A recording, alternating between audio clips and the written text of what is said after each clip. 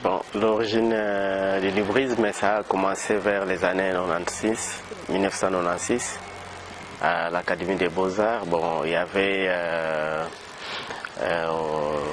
quelques étudiants qui ont constaté une sorte de léthargie au niveau des cours. Et les cours, il y avait vraiment une sorte de cours en répétition comme ça. Donc, quand on enseignait les canons grecs et un académisme là qu'on ne voulait pas vraiment. Et à partir de là, on a voulu seulement revendiquer et essayer de parler autrement. Et quelques étudiants qui ont commencé à utiliser d'autres supports et à utiliser d'autres moyens techniques pour sortir un peu de cette carcan qui était l'académisme.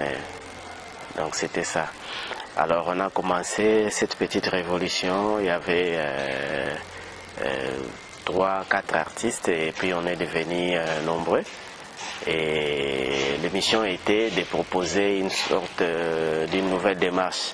Et le début c'était en 96 où on réfléchissait comme ça, et en 97 la guerre était déjà ouverte parce qu'on a le Centre culturel français nous a accueillis pour la première exposition. On a proposé à l'académie n'a pas voulu cette démarche, et le Centre culturel français vers la veine du Tchad nous a proposé.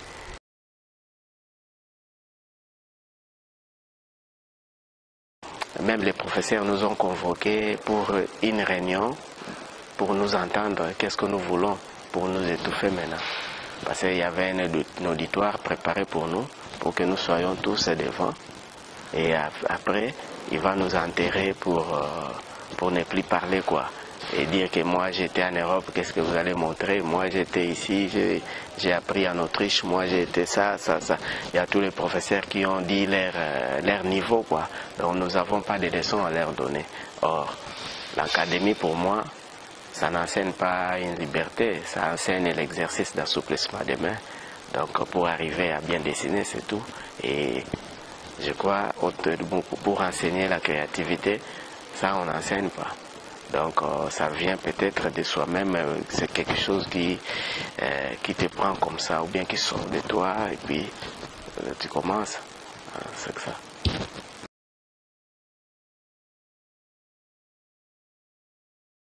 Quand les centres étaient bon, c'était une mission, les centres culturels avaient leur mission de promouvoir les artistes. Je crois c'est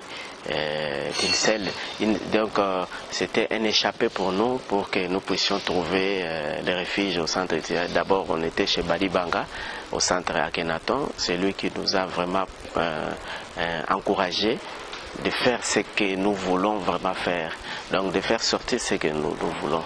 Donc lui il nous a encadrés, c'était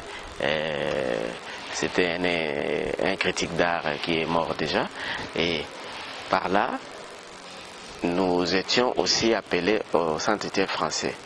Donc il y avait une collaboration entre Espace Akhenaton et Centre culturel français pour nous faire propulser, quoi.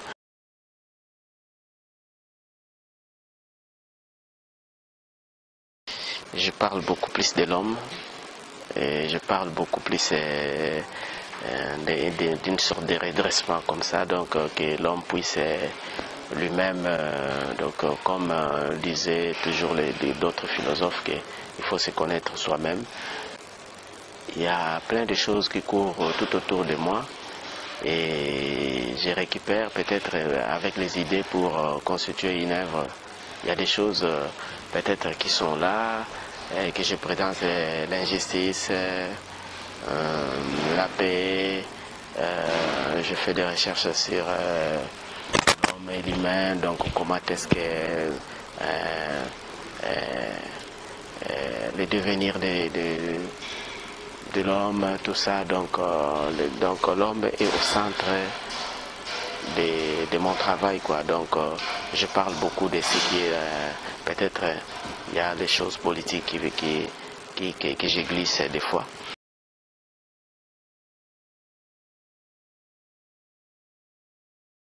Bon, pour nourrir mon style, je crois j'étais Dès que j'étais à l'école, vraiment j'étais dans des bibliothèques.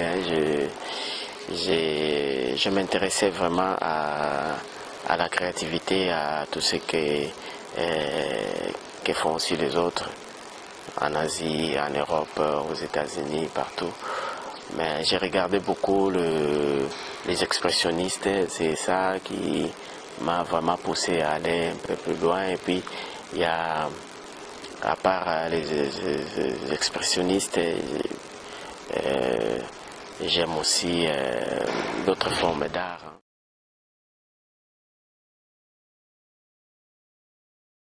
Pour moi,